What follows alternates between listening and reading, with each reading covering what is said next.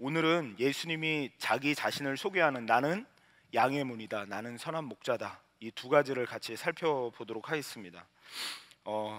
양과 목자라는 책을 쓰신 필립 켈러라는 분의 묘사대로 정말 양은 미련하고 또 목자가 없으면 참 두려워할 수밖에 없는 존재라는 것을 잘 알게 됩니다. 양의 취약점이 무기도 없고 많은 것이 부족한데 양고기가 맛있다는 게 취약점이라고 이렇게 기록하는 것을 볼 때, 양이 얼마나 많은 맹수들에게 공격을 받기 좋은 동물인가라는 생각을 해보게 돼요. 그런데 참 저희들의 인생과 비슷하다는 생각을 해보게 됩니다. 제가 한 3개월 정도 저희 어머니를, 장모님을 한국에서 모셔서 저희 같이 있다가 지난 월요일에 이제 비행기를 타고 귀국을 하셨습니다. 근데 저는 어머니를 위해서 모셨다고 생각을 했어요. 근데 가시고 났는데 어제부터 제 마음이 조금 두려움이 있는 거예요. 장모님이 안 계시네.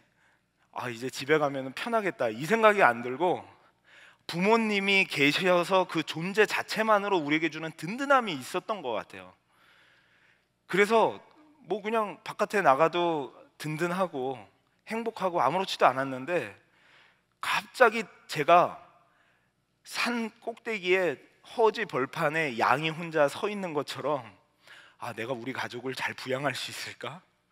내가 우리 식구들을 잘 인도할 수 있을까 하는 그 두려움이 저도 모르게 살며시 들어오더라고요. 아주 막 요동치는 두려움은 아니었지만 이렇게 잔잔한 두려움이었어요. 정말 가능할까? 내가 이곳에 살아남을 수 있을까? 그런데 오늘 이 말씀을 준비하다가 그것을 탁 깼어요. 또 하나님이 주시는 은혜가 있었어요. 하나님께서 내가 양의 문이고 내가 선한 목자다, 그러면서 우리의 인생은 양과 같아서 연약하잖아요. 조그마한 감기만 걸려도 죽을 것 같고, 조그만 소식, 안 좋은 소식만 들려와도 두렵고 떨리는데, 내가 너희들의 선한 목자다, 내가 양의 문이다 라는 이 메시지를 이렇게 연구하면서 제 마음에 다시 용솟음치는 기쁨과 담대함이 있었습니다. 그래서 간절히 바라기는 오늘 이 4강이 마치고 난 다음에는 내 삶 든든하다, 내 목자는 예수님이시기 때문에 내가 어디든지 어디에 있든지 무슨 일을 만나든지 나는 확신 있게 갈 수 있다 라는 이 확신을 가지고 돌아갈 수 있기를 주님의 이름으로 축복해 드립니다. 그렇다면 오늘 보게 되는 나는 에고 에이미 하면서 양의 선한 목자다 라고 했던 그 배경을 먼저 좀 살펴봐야 됩니다. 당시에 이제 구약 성경에도 그렇고요, 뭐 다윗도 여호와는 나의 목자시니 내게 부족함이 없으리로다 라고 고백하듯이, 여호와 하나님, 어떤 신을 가리킬 때 보통 목자로 표현을 합니다. 그래서 고대 목자는 다스리는 신을 보통 비유했어요. 이거를 제가 IVP 바이블 백그라운드 커멘터리에 보니까 이렇게 한 2가지 정도 예화를 적었어요. 샤마쉬하고 그리고 이집션의 아몬, 이 두 신들이 목자로 자신들을 이렇게 묘사하고 있어요. 그려내고 있어요. 근데 이 2가지만 적어놨는데, 이거 외에도 7세기 BC 7세기 때 또 계속되는 그 우상 신들을, 우리를 다스리고 통치하는 신들을 뭐로 묘사하냐면 목자다 이렇게 묘사합니다. 그러니까 이것을 통해 우리가 알 수 있는 것은, 나는 선한 목자다 라고 하실 때 예수님의 말씀 속에서는 나는 이 땅을 통치하고 진정 다스리고 모든 것을 관할하는 참 신이다 라는 의미도 그 안에 담겨져 있다는 것이죠. 그러면서 저희들이 또 한 가지 살펴보면은, 양의 목자다라는 그 이야기를 하기 전에 어떤 사건이 있었냐면요, 9장에서 예수님이 눈먼 장님을, 맹인된 자를, 나면서부터 맹인된 자를 눈을 뜨게 해주십니다. 근데 그게 문제가 됐어요. 바리새인들과 유대인들이 모여서 너가 도대체 안식일날 왜 일을 했느냐 라는 것을 가지고 막 따지기 시작해요. 그러다가 나중에는 그 맹인을 불러서 신문을 합니다. 너 눈을 낫게 한 사람이 누구냐? 말을 안 해요. 그러니까 어머니를 불러서 어머니를 불러왔는데 어머니도 말을 안 해요. 왜 말을 안 하냐면 당시 유대인들과 바리새인들이 예수를 시인하는 자를 잡아서 넣는 것을 이 엄마가 알았어요. 그래서 엄마가 모른다고 그래요.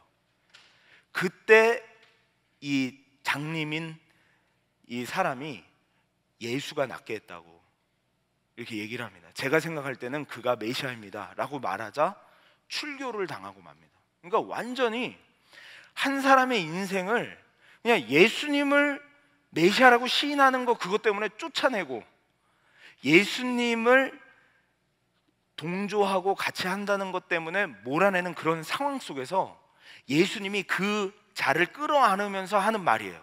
10장에 들어가서 그 자를 끌어안으면서 바리새인들이 이렇게 물어봐요.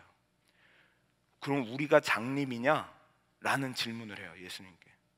그러니까 예수님이 너네는 장님은 아닌데 그게 더 큰 문제다. 그러면서 바리새인들의 질문에 지금 답을 하면서 예수님이 나는 선한 목자다, 나는 양의 문이다, 이런 말씀을 하고 있다는 것이죠.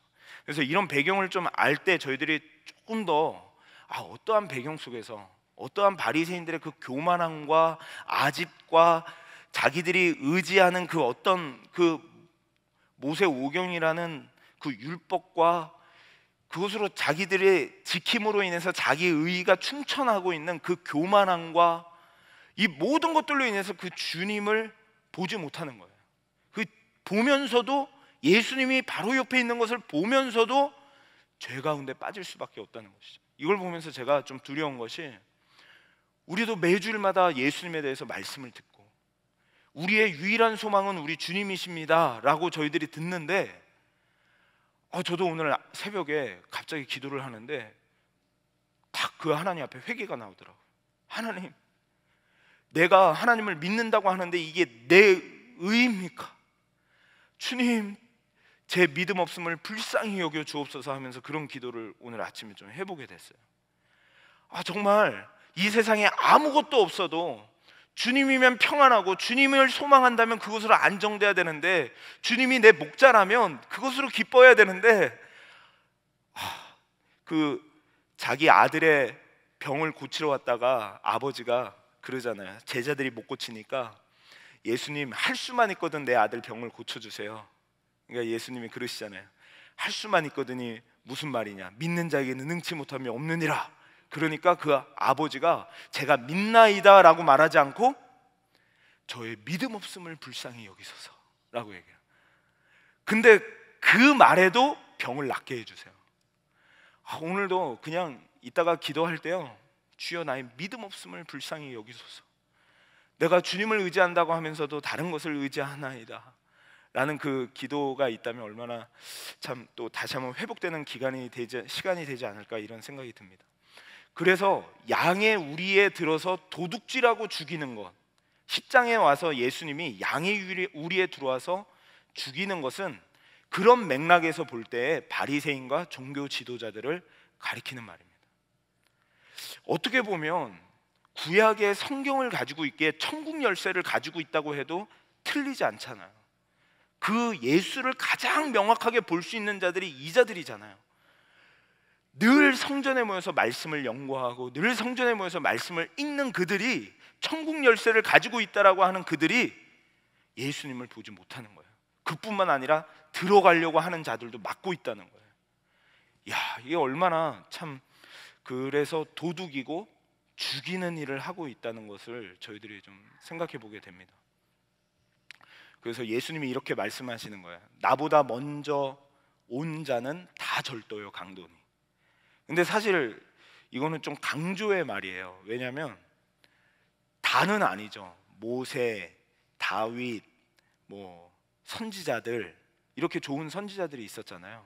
근데 예수님이 말씀하시는 것은 지금 바리새인들과 그들의 죄악이 너무너무 정말 눈 뜨면서도 자기를 못 보는 그 모습을 보면서 나보다 먼저 온 자는 다 절도요 강도니 라고 말씀하시는 거예요. 이런 것을 보면은 예수님도 우리가 죄를 짓거나 우리가 나쁜 길에 미끄러지거나 실수하면 넘어지면 그 고의적인 그런 죄 가운데 빠지게 되면 그냥 무섭게 또 이야기를 해주시는 것을 보게 됩니다. 또 한 가지는 저희들이 선한 목자하고 양의 문을 저희들이 이렇게 붙여놓은 이유가 구원으로 이끄는 공통점이 있기 때문입니다. 내가 문이니 누구든지 나로 말미암아 들어가면 구원을 받고 또는 들어가며 나오며 꼴을 얻으리라. 근데 나는 선한 목자다라고 하면서도 내가 이끌어서 아버지께로 끌고 간다라는 말씀을 하세요. 그래서 선한 문과 양의 문과 선한 목자라는 것은 구원이라는 그 공통점이 있다는 것을 우리들에게 말씀해 줍니다. 그러면서 저희들이 첫 번째로 좀 살펴봐야 되는 것이 도대체 이 양과 목자는 어떤 관계가 있는가? 양들은 목자의 음성을 압니다. 이런 구절들이 계속 나와요. 10장 3절에도 문지기는 그를 위하여 문을 열고 양은 그의 음성을 듣나니 그가 자기 양의 이름을 각각 불러 인도하여 내느니라. 이거는 조금 배경을 아셔야 되는데요. 당시에는 이 이스라엘이 목축업을 하잖아요. 그래서 양들을 끌고 다니다가 우리 요즘 시대에 큰 차를 몰고 일하시는 분들은 큰 차를 몰고 다니다가 아파트나 이런 데 주차할 수 없으니까 그 퍼블릭 주차 장소가 있어요. 큰 차들.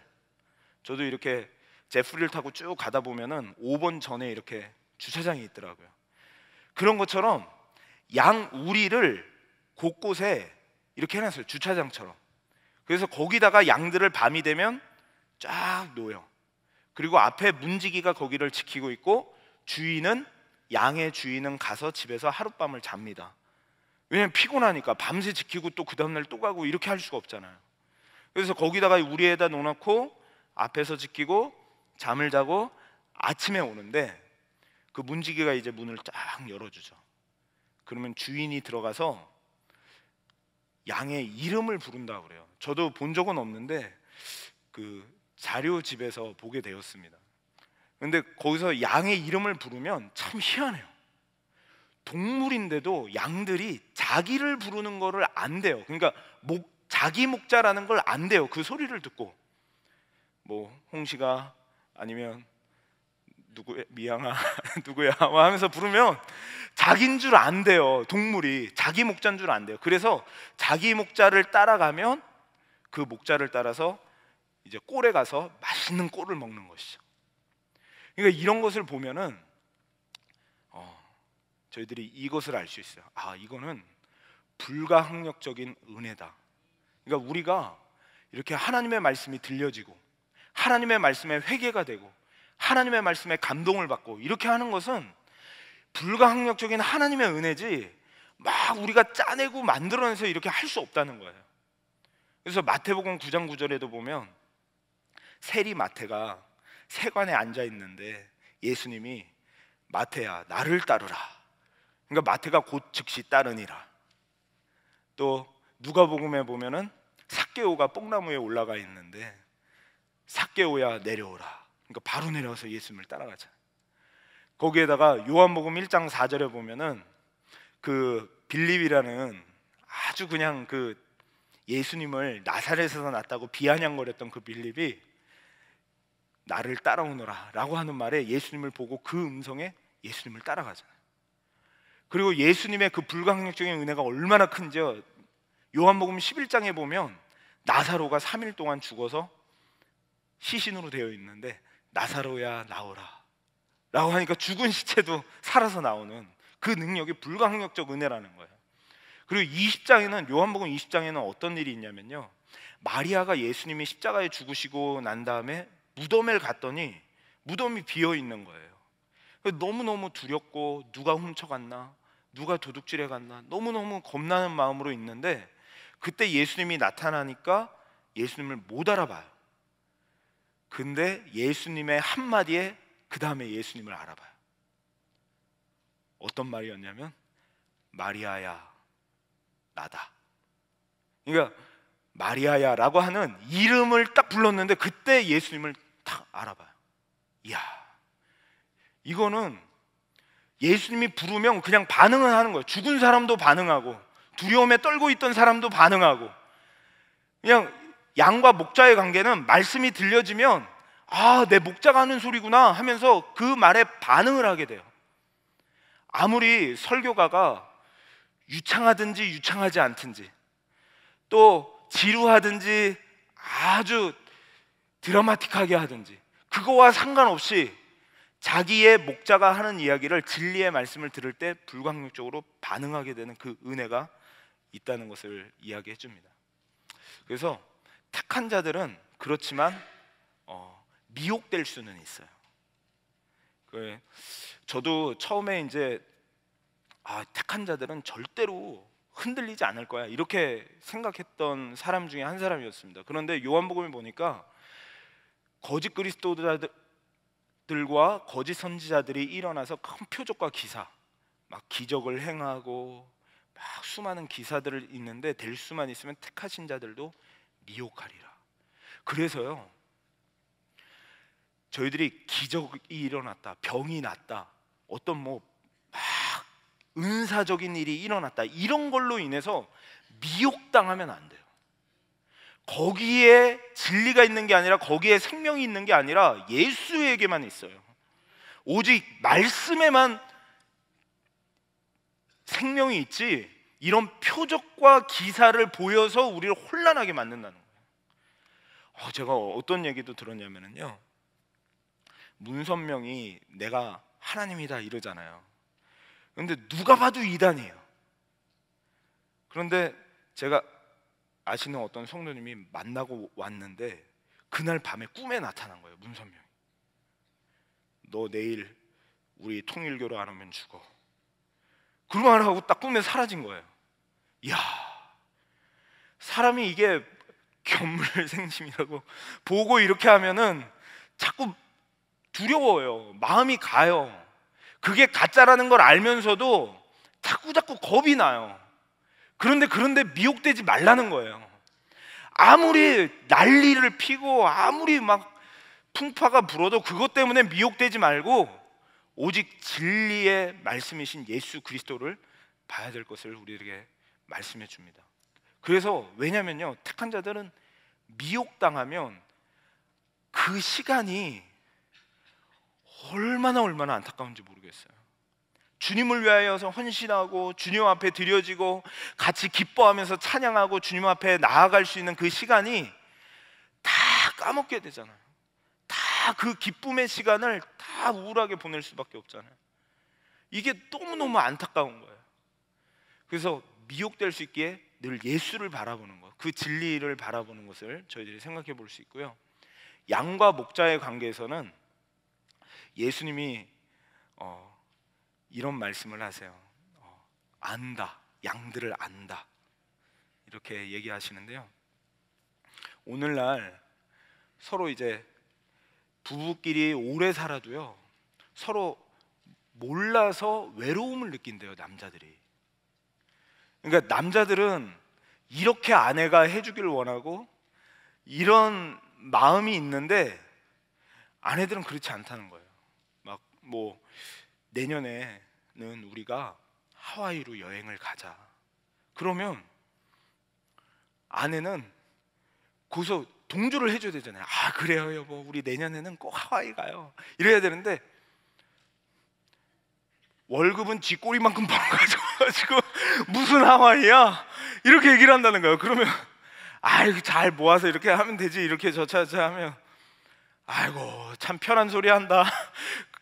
애들 학비는 어떻게 할 거야 하면서 현실적인 얘기를 하면서 태클을 거니까 대화가 안 된다는 거예요. 근데 그렇게 해가지고 이렇게 직장에 갔어요. 직장에 가서 직장 동료 여자가 한테 얘기합니다. 아, 난 내년에 하와이로 여행 갈 거야 라고 이제 얘기를 했어요. 그러니까 직장 동료 여자가 자기는 뭐 책임질 필요도 없잖아요. 그러니까 어유 잘 됐네요. 너무 좋으시겠다. 어떤 코스로 가실 거예요? 제가 좀 알아봐 드릴까요? 뭐가 손발이 딱딱 맞는 거예요. 그러니까 이게 집에 있으면서도 같이 대화를 하면서도 남자들이 외로움을 느낀대. 이게 꼭 여자친구가 있어야 된다 이런 게 아니라 그 기사가 있어요. 기사에 보니까 남편도 여자가 필요하다, 이런 기사였어요. 근데 참 몰라요. 그렇게 서로 맞는 것 같은데 서로 몰라요. 서로 어떻게 대해줘야 되는지, 어떻게 말해줘야 되는지 서로 잘 몰라요. 그런데 예수님은 안 돼요. 우리가 속 깊숙한 거, 내 남편한테 말하지 못하는 거, 내 아내한테 말하지 못하는 거, 나 혼자 답답해가지고 막 눈물 흘리는 거, 그걸 다 안 돼요. 아는데 어느 정도로 아느냐? 오늘 본문 말씀 보니까 이 정도로 안 돼요. 나는 선한 목자라, 나는 내 양을 알고 양도 나를 아는 것이. 그 밑에 두 줄은 한번 같이 읽어보겠습니다. 시작.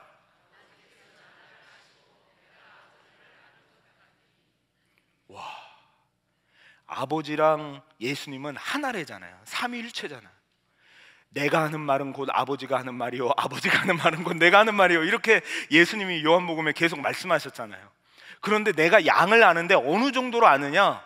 우리의 목자 되신 예수님이 우리를 아는데 어느 정도로 예수님이 아시느냐?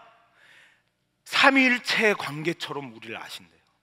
우리의 깊숙한 내면에 그것까지 다 아신다. 야, 저는 참 얼마나 감사한지 모르겠어요. 이런 말씀을 보면은요, 제가 우리 둘째 아이를 낳고서 둘째가 조금 발달이 늦어요. 근데 이 아이가 사람들하고 소통하는데 어려움을 겪을 것 같고 또 앞으로 겪을 일들을 생각하면서, 그럼에도 불구하고 하나님 앞에 이 아이를 끌어안으면서 불렀던 찬송이 그거였어요. 하나님은 너를 만드신 분, 너를 가장 많이 알고 계시며, 하나님은 너를 지키시는 분, 너를 가장 깊이 이해하신단다. 지금도 소통은 잘 안 돼요. 그런데요, 우리 아이를 끌어안고 그거를 늘 알려줘요. 하나님은 너를 가장 알고. 이걸로 이 아이가 커서도 위로받고 또 힘을 내라는 마음으로 그 찬송을 늘 불러줬어요, 아침마다. 그런데 우리 주님은 아버지께서 나를 아시듯이 삼위일체, 이거는 설명이 안 돼요. 이 관계를 뭐로 설명하겠어요? 아무리 인간의 미사여구를 다 갖다 붙여도 설명되지 않을 만큼 양을 아신대요. 나를 아신대요. 그분이 우리의 목자요, 우리의 양의 문이 되신다는 것이죠. 이게 제가 준비하면서 위로가 됐죠. 그러면서 첫 번째, 나는 양의 문이다 라는 것은 어떤 의미인지 살펴보면은요, 일단 문이라고 했을 때 벌써 화장실도 문만 닫으면 여기는 화장실, 여기는 바깥이잖아요.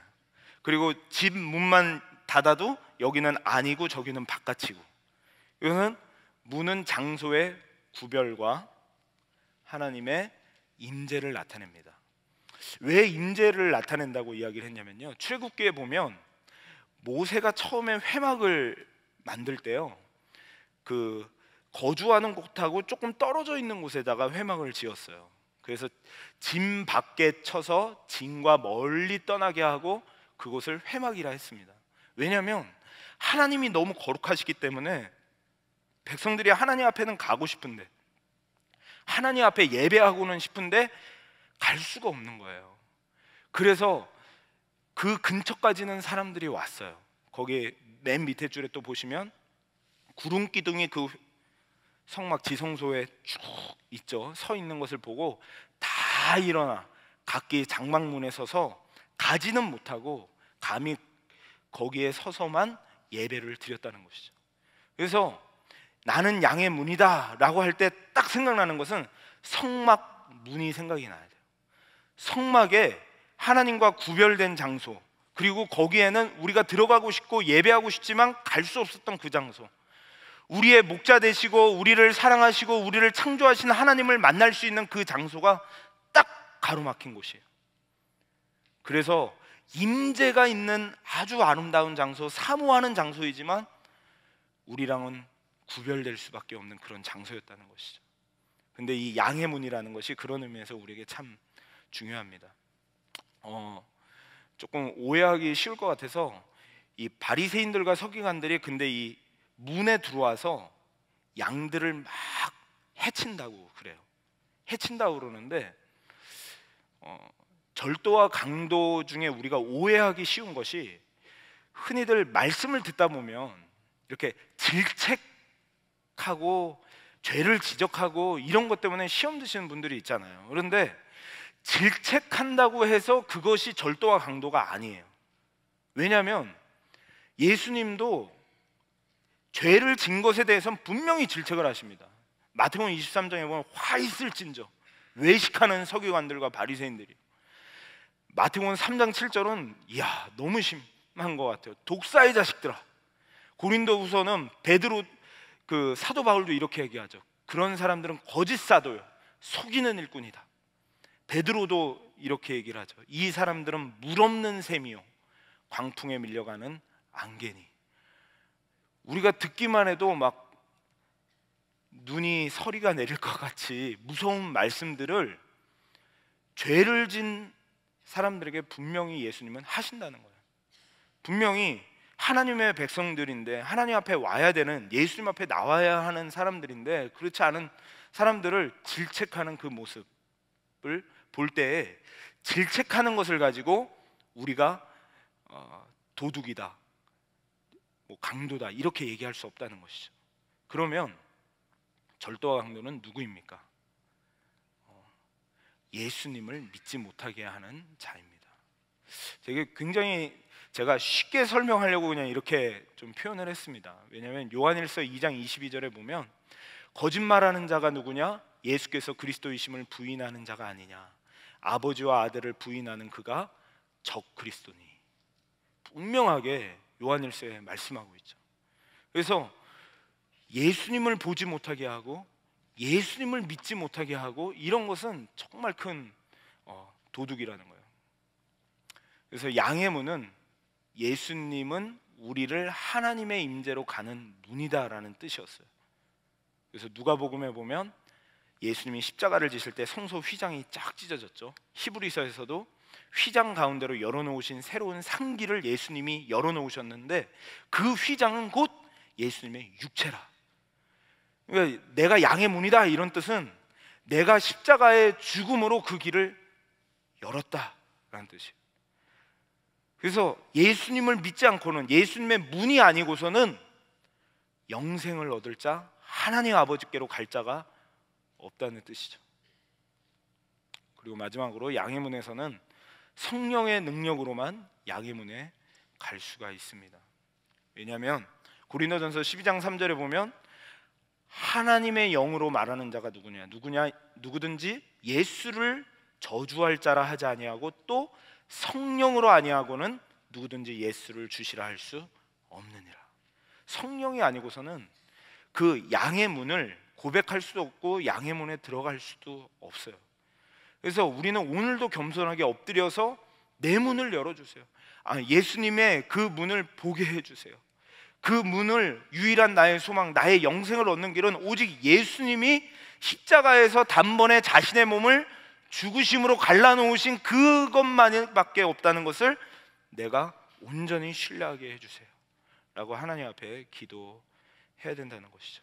그러면 두 번째, 나는 선한 목자다. 구약의 여호와 하나님을 묘사할 때 주로 이제 선한 목자다라는 것이 사용이 되었습니다. 시편에 또 이렇게 말씀을 하고 있으시죠. 그리고 싹군 목자를 저희들이 좀 살펴보면요, 싹군 목자는 누구냐면 자신을 위해 삽니다. 자기 자신만을 위해 사는 게 싹군 목자죠. 그래서 여기 에스겔 34장 1절에서 4절 말씀인데요, 이스라엘 지도자들을 향해서 이렇게 에스겔이 예언한 말씀이에요. 그들 곧 목자들에게 예언하여 이르기를 주 여호와께서 이와 같이 말씀하시되 자기만 먹어요. 양들은 생각하지 않고 자기만 먹어요. 자기만 잘 되길 바래요. 그러니까 맨 마지막에 보면 포악해지고 그것들을 다스렸도다. 포악해지고 우리를 그렇게 폭력적으로 다스리고 하는 그 왕들과 관료들이 세워진다는 것을 우리에게 말씀하는 것이죠. 그래서 싹군 목자는 또 누구냐면 자기 양떼를 돌보지 않는 자입니다. 요한복음 10장 13절에 이리 때나 이렇게 동물들이 공격하면 자기 살기 바쁘니까 도망가는 거죠. 그 이리 때는 누구냐면 어려운 일, 고난, 핍박 이런 일이 있을 때 같이 겪고 같이 슬퍼하고 같이 아파하지 않고 그냥 도망가는 게 싹군 목자예요. 그래서 제가 좀 생각을 해봤어요. 왜냐하면 목회자를 보통 목자라고 비유하잖아요. 그러면 목사는 어떻게 될까 좀 고민을 해봤습니다. 이거는 베드로 전서의 말씀인데요. 너희 중에 장로들에게 권하노니 나는 함께 장로된 자요 그리스도의 고난의 증인이요 나타날 영광에 참여할 자라. 장로들한테 얘기를 하는 거예요. 너희 중에 있는 하나님의 양무리를 치되, 목자라는 얘기죠. 우리를 목자로 이렇게 표현했어요. 목회자를 억지로 하지 말고 하나님의 뜻을 따라 자원함으로 하며 기쁘게 하라는 것이죠. 그리고 더러운 이득을 취하지 말고, 그리고 기꺼이 하며, 그러니까 기쁨으로, 그리고 주장하는 자세를 하지 말고 본이 되라. 가르치려고만 하지 말고 본이 되는 삶을 살아야 된다는 거예요. 목회자는 양무리의 목자로서. 그래서 자꾸 주장하게 되면은 양이 힘들죠. 그리고 주님 앞에 나오기보다 튕겨 나가기가 쉽잖아요. 이 양무리의 본이 되라. 이게 목회자들의 모습입니다. 또 한 군데를 보면은요, 사도 바울이 예루살렘으로 가기 전에 에베소서에서 이 장로님들을 만나잖아요. 에베소 장로님들과 마지막 고별 인사를 하면서 이렇게 얘기를 해요. 여러분은 자기를 위하여 또는 온 양떼를 위하여 삼가라. 자신의 모든 생활을 잘 삼가고 정결하게 하고 또 양들을 잘 지키라, 이런 말인 거예요. 성령이 그들 가운데 여러분을 감독자로 삼고 하나님이 자기 피로 사신 교회를 살피게 하셨느니라.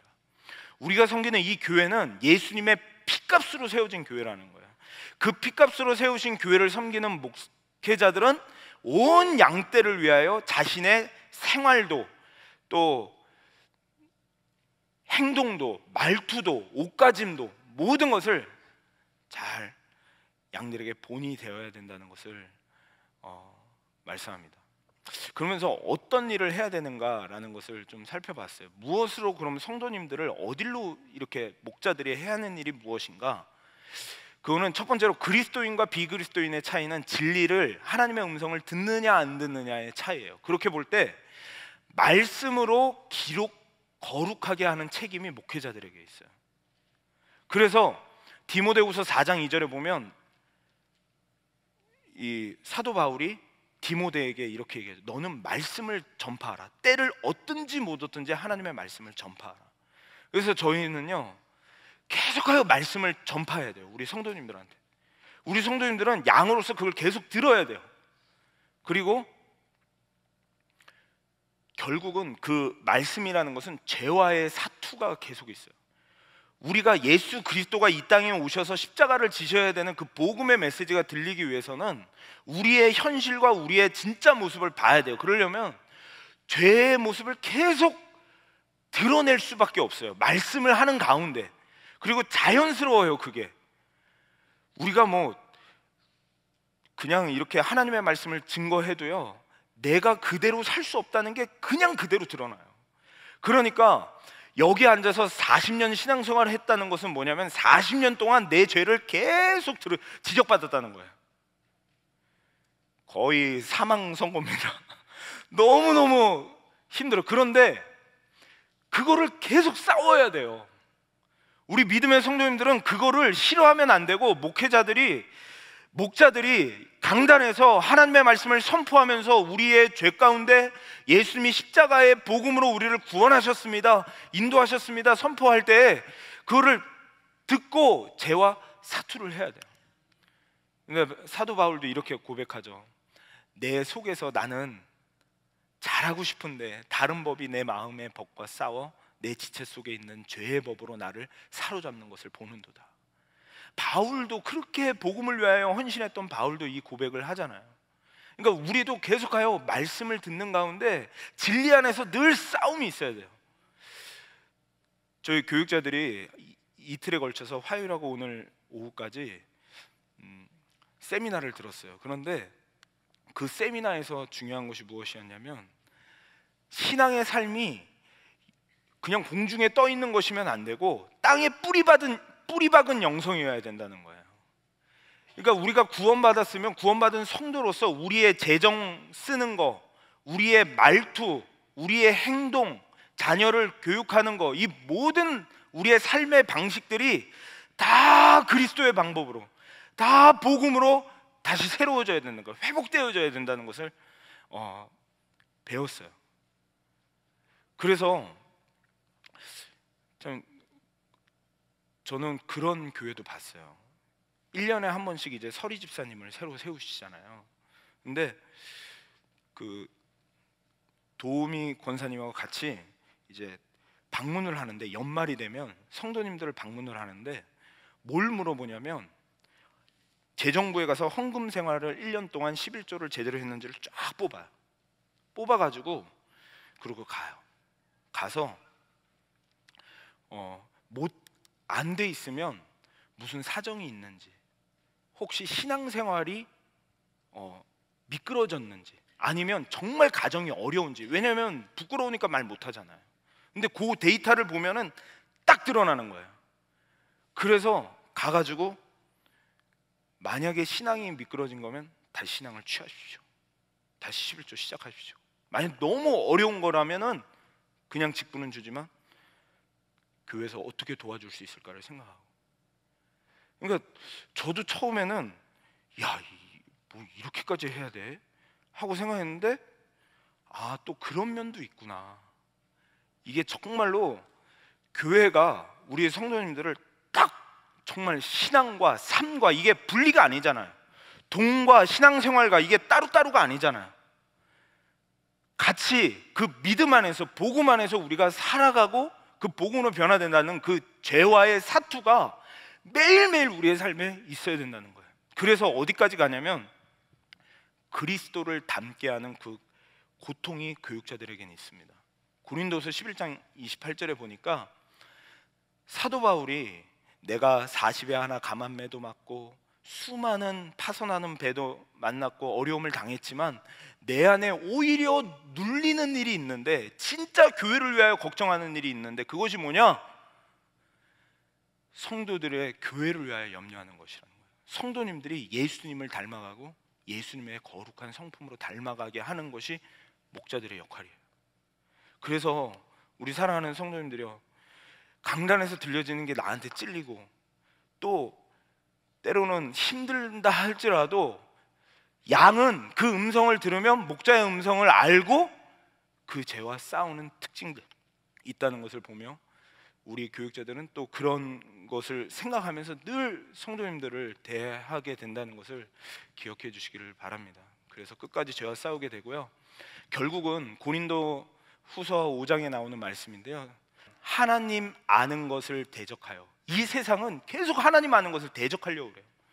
생활 방식에서도 그렇고 모든 것에서 하나님을 대적하려고 그래요. 높아진 것을 다 무너뜨리려고 모든 생각을 사로잡아 그리스도에게 복종하게 하니, 이것을 위해서 목회자가 말씀하고 양무리를 그 그리스도께 복종하도록 끌고 가는 거예요. 얼마나 힘들겠어요. 얼마나 그 죄의 견고한 진과 싸우려면 얼마나 그것이 어렵겠어요. 그냥 기분 맞춰주고 이렇게 등 두들겨 주는 정도가 아니라 이 정도니까 얼마나 힘들겠어요. 그 고통이 거기에다가 본이 되려고 하는 것이 목회자이기 때문에요, 참 목회자를 위해서 많이 기도해 주시기를 부탁을 드립니다.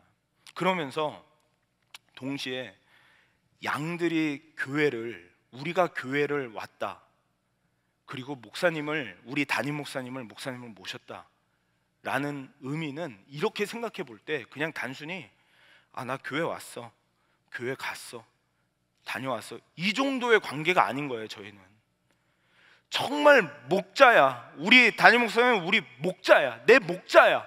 나를 영적으로 하나님의 진리의 말씀으로 나를 거룩하게 하고 나를 주님 앞으로 인도하는 목자야. 왜냐하면 목회자들을 장로들아 하면서 너희 양무리를 인도하라고 이야기를 하잖아요. 그래서 그런 의미로 우리 담임 목사님을 생각하고 또 교회를 와야 되고 또 목사님들과의 관계에서도 그런 관계 안에서 저희들이 가야 된다는 것을 생각해 보게 됩니다. 그럼에도 불구하고요, 참 부끄러운 일들이 많이 있잖아요. 뉴스나 이런 기사들을 보면 부끄러운 일들이 많이 있는데요, 두 가지인 것 같아요. 저는 하나는 진짜 예수님을 보지 못하게 하려고 하는 사탄의 미혹도 하나가 있어요. 또 하나는 우리 목회자들도 인간에게 연약한 부분이 있어요. 그게 뭐냐면요, 제가 한국 교회를 너무 욕하는 사람들을 많이 봤어요. 심지어는 교회 다니는 사람들도 교회를 너무 욕해요. 아니, 자기가 다니는 교회를 욕하면은 이게 침뱉기잖아요. 왜 그런지 저는 이해를 못하겠지만, 그래서 한국 교회가 가난한 사람, 어려운 이웃을 안 도운다는 거예요. 근데 제가 실제로 한국 교회 가서 보니까 정말 많이 도와요. 지역마다 교회가 없으면 복지가 이루어질 수가 없어요. 그 정도로 사회에 환원하는 돈이 어마어마합니다. 8천억 이상 될 거예요. 근데 왜 그렇게 욕을 먹는가? 일단은요, 매스컴에서 기독교가 했다 그러면 그거를 싫어해요. 이 알래스카에 100년 전인가요? 그때 기름이 유출됐을 때 그것을 없애지 못하고 지금도 기름때가 있대요. 그런데 태안에, 불과 몇 년 전에 태안에 기름이 유출됐잖아요. 근데 태안 지금 관광지 됐어요. 기름때가 하나도 없어요. 어떻게 그렇게 됐냐면, 사랑의 교회에서 메인, 오종현 목사님 메인으로 돼서 주위에 있는 많은 교회들이, 전국에 있는 많은 교회들이 협력해서 매일매일 성도들이 10만 명씩 모인 거예요. 10만 명 이상. 그래서 거기에서 돌을 하나하나 다 닦았어요. 야, 그 백사장 그 넓은 데를 돌을 하나하나 다 닦고 기름을 바다에서 이렇게 해가지고 또 짜내고. 지금 하나도 없어요. 관광지가 됐어요. 그런데 기독교는 여전히 욕을 먹어요. 이거는 저는 개인적으로 봤을 때 사단의 전략도 있다고 봅니다. 그래서요, 너무 그냥 들려지는 것만으로 판단하진 않았으면 좋겠어요. 교회가 왜 이렇게 사랑이 없어? 교회가 왜 이렇게 돕질 않아? 아니요, 얼마나 많이 하고 있는지 몰라요. 진짜 한국이 여기까지 오기까지 교회가 없었으면 안 됐을 만한 일들이 너무 많아요. 근데 이런 것들을 교회가 했다고 하면 사람들이 싫어하니까 다 그냥 일단 빼는 거예요. 불교가 했다고 그러면 좋아하고, 천주교가 했다고 하면 좋아하고, 다 좋아하는데 희한하게 기독교가 했다고 그러면 싫어해요. 그래서 지금은 다 빼고 있어요. 기사도 그냥 빼고, 아무 티가 안 나잖아요, 해도. 그런데 두 번째는 정말 우리도 연약함이 있다는 것을 고백하게 됩니다. 저희들이 참 목자라고 하지만요, 그럼에도 불구하고 참으로 너무나도 부족해요. 근데 선한 목자는, 그래서 예수 그리스도가 우리의 선한 목자라는 것이 참 감사한데요, 선한 목자에 대한 예언이 있습니다. 에스겔서에 보면 이렇게 얘기해요. 내가 내 양을 찾고 찾되, 내가 양을 찾으러 가겠다라고 얘기를 해요. 그들을 내가 건져낼 거다. 그 양들을 건져낼 거고, 이끌 거고, 좋은 꼴을 먹이고, 그리고 살찐 꼴을 먹으리라. 내가 친히 내 양의 목자가 되어 그것들을 누워있게 할지라. 주 여호와의 말씀이니라 라고 하면서 에스겔서에 예언을 하는 거예요. 그러니까 예수님이 지금 나는 선한 목자다 라고 하는 말은 에스겔 선지자의 그 예언의 옷을 딱 입은 거예요. 하나님께서 이렇게 예언하셨지, 내가 그 선한 목자다 라고 이렇게 말씀합니다.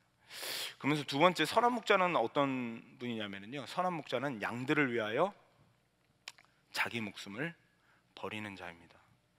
요한복음 10장 11절, 15절, 17절에 보면 양들을 위하여 목숨을 버리거니와 목숨을 버리노라. 목숨을 버리는 것은, 이렇게 말하고 있어요. 와, 저는 우리가 목자 하면 그래, 양들을 돌보는 사람, 이렇게 알 수 있지만 좋은 선한 목자, 어떤 자가 선한 목자냐? 자기 양들을 위해서 목숨을 버린대요. 정말로 우리 사랑하는 성도님들이 무슨 일이 있으면 당장에 목숨을 버릴 수 있는 분이 우리 예수님이시라는 거예요. 이 구약에 다윗을 보면은 양떼를 지킬 때 곰이나 사자가 나타났을 때 자기가 그 양들을 지켰다라고 말씀하잖아요. 그런데 곰 만나 보셨어요, 우리 성도님들? 만나기만 해도 얼음 되잖아요. 이렇게 얼음 됐다가 이렇게 지나가면 움직이게 되잖아요. 그 정도로 무서워요. 그런데 싹군 목자들은 그 곰이나 사자를 보면 멈춰요. 그리고 도망가고 자기가 살 궁리를 해요. 근데 우리 선한 목자는 누구냐? 자신의 목숨을 버린다는 거예요. 근데 한 번 버린다고 말했으면 끝날 텐데 11절, 15절, 17절 나는 너희들을 위하여 양을 위하여 목숨을 버리노라 버리노라 버리노라 계속 버린대요. 예수님의 그 자신, 우리를 사랑하는 그 마음이 이 마음에서부터 샘솟으면서 막 나는 너를 위해서 목숨을 버릴 거야. 나는 너를 위해서 목숨을 버릴 거야. 계속 얘기하시는 거예요.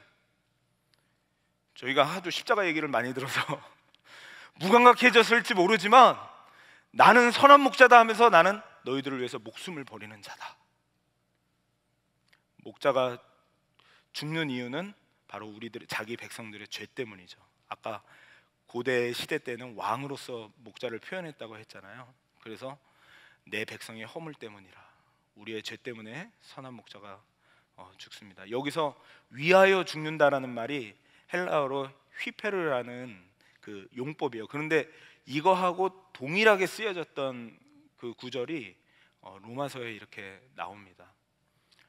누구를 위하여 죽었냐면, 우리가 양은 양인데 어떤 양이냐면 경건하지 않은 양이었고, 또 우리가 아직 죄인인 양이었어요. 죄인인 양이었을 때 그리스도께서 우리를 위하여 죽으심으로 하나님께서 우리에 대한 자기의 사랑을 확정하셨느니라. 그러니까 우리랑 상관없는 어떤 것을 위해서 그냥 죽으신 것이 아니라 우리가 지은 죄, 내가 죽어야 되는 그것을 대신하여, 그것을 위하여, 우리를 위하여 자신을 죽으셨다라는 것을 말씀합니다. 참 우리를 위하여 죽으신다는 것이 이게 얼마나 감사한 건지 모르겠어요.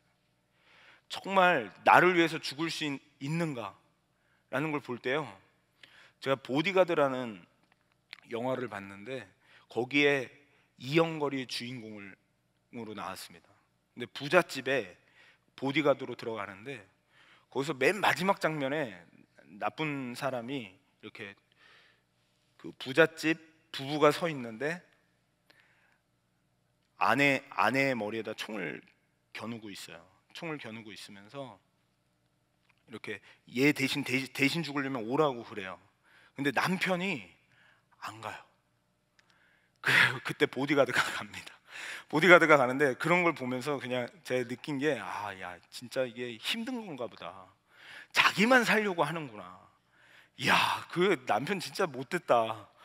어떻게 그 위급한 순간에 자기만 살려고 이렇게 도망가고 아내는 이렇게 총 겨누고 있는데 보디가드가 가게 하냐, 이렇게 생각이 드는데 이게 참 그만큼 쉽지 않은 거예요. 나의 생명과 나의 모든 것이 직결되었을 때 거기에다가 죄인 된 사람을 위해서 대신 죽는다는 것은 이건 정말 어려운 일이에요.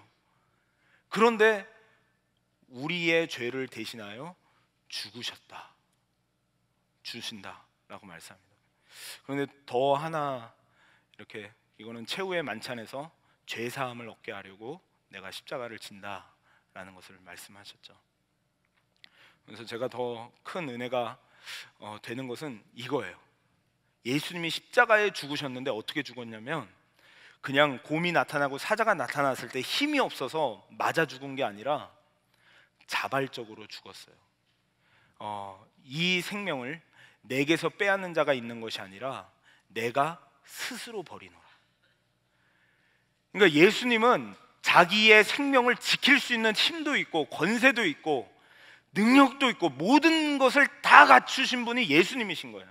굳이 우리 죄인된 양들을 위해서 자신의 생명을 버릴 만한, 자신을 위하여 죽을 만한 분이 아니라는 거예요. 그런데 우리를 구원하시기 위해서 자신을 스스로 버리노라. 자원하는 마음으로, 기쁜 마음으로.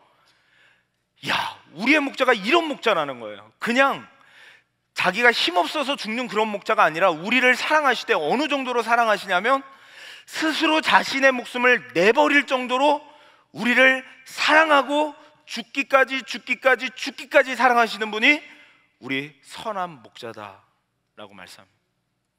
그래서요, 예수님을 십자가에 잡으러 왔을 때 베드로가 말고의 길을 탁 잘라버리잖아요. 예수님을 감히 잡으러 와? 하면서 말고의 길을 자르는데 예수님이 그 말고의 길을 붙여주시면서 이 말을 하신 거예요. 너는 내가 내 아버지께 구하며 지금 12군단 더 되는 천사를 보내시게 할 수 없는 줄로 아느냐. 그러니까 예수님은 십자가에 끌려가실 때 자기가 버리신 거예요. 자기가 지킬 수도 있어요. 그리고 힘도 있어요. 권능도 있어요. 하나님이세요. 자기의 생명이 우리는 난 내일 죽을지 언제 죽을지 몰라 라고 하는 연약한 인생이지만 예수님은 자기가 생명을 쥐었다 폈다 할 수 있는 하나님이세요. 근데 그 하나님이 이 땅에 오셔서 우리를 위하여 십자가 지시러 가시는데 12군단도 더 되는 천사를 보내시게 할 수 없는 줄로 아느냐 라고 하면서 끌려가셨죠. 그리고 십자가를 지셔서 너가 만왕의 왕이거든 내려와 봐라 라고 할 때도 끝까지 내려오지 않으시고 그 조롱하는 말 속에서도 예수님이 하나님, 저들이 하는 죄를 알지 못합니다. 저들의 죄를 저들에게 돌리지 마옵소서 하면서 끝까지 자기를 버려요. 죄인된 자들을 위하여 자기를 버려요. 자기 양떼를 지키기 위하여, 자기 백성을 죄에서 구원하기 위하여 목자 되신 예수 그리스도, 선한 목자이신 예수 그리스도는 자기를 죽이는데 힘이 없어서 곰이 나타나고 사자가 나타났을 때 어쩔 수 없어서 죽는 게 아니라 자발적으로 자기를 버렸어요. 그리고 우리를 건져주시는 그 예수님이시다 라는 것이 우리의 선한 목자라는 것이죠. 그래서 요한복음 7장 17절에 보면 이렇게 말씀해요. 보좌 가운데서 계신 어린 양이 그들의 목자 되사 생명수 샘으로 인도하시고 하나님께서 그들의 눈에서 모든 눈물을 씻어주실 것임이라. 우리의 목자 되신 예수 그리스도께서 그 죽음으로 우리를 구원하실 뿐만 아니라 우리를 인도하셔서 양의 음성을 들으면서 힘들고 어려워도 그 말씀대로 살고 진리 안에서 거하면서 결국은 눈물을 흘리며 정말 이 땅에서 힘들고 어려운 삶이지만 가게 되잖아요. 그때 우리의 눈물을 씻어 주실 것이다. 그 자가 누구냐? 우리의 목자가 되신 나는 선한 목자다 라고 하셨던 그 예수님이시라는 것을 우리들이 깨닫게 됩니다.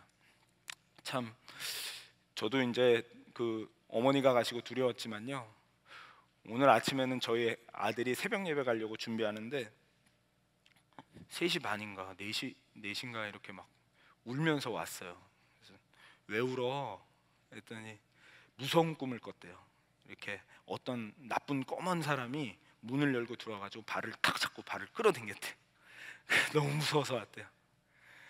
야, 그래가지고 제가 붙들고 같이 기도해주고, 하나님 우리 요셉이 두려워하지 않게 해주세요. 하나님 힘주세요. 우리 하나님이 더 크심을 보게 해주세요. 우리 요셉이를 사랑하사 십자가에 죽으신 그 예수님을 보게 해주세요 라고 이렇게 기도를 했어요. 근데도 얘가 막 울어요. 잘 이게 무서움이 안 가시나 봐요. 그때 또 앉아가지고 요셉아, 엄마 아빠도 있고 우리 동생들도 있잖아. 우리 가족이 있잖아. 힘내자. 괜찮아. 그건 꿈이야, 꿈. 잠깐 그냥 꿈에서 나온 거지 진짜가 아니야. 이렇게 얘기를 하고서 그러고서 나오게 됐습니다. 근데 그 모습을 보면서 그냥 제 모습이 딱 생각이 나는 거예요.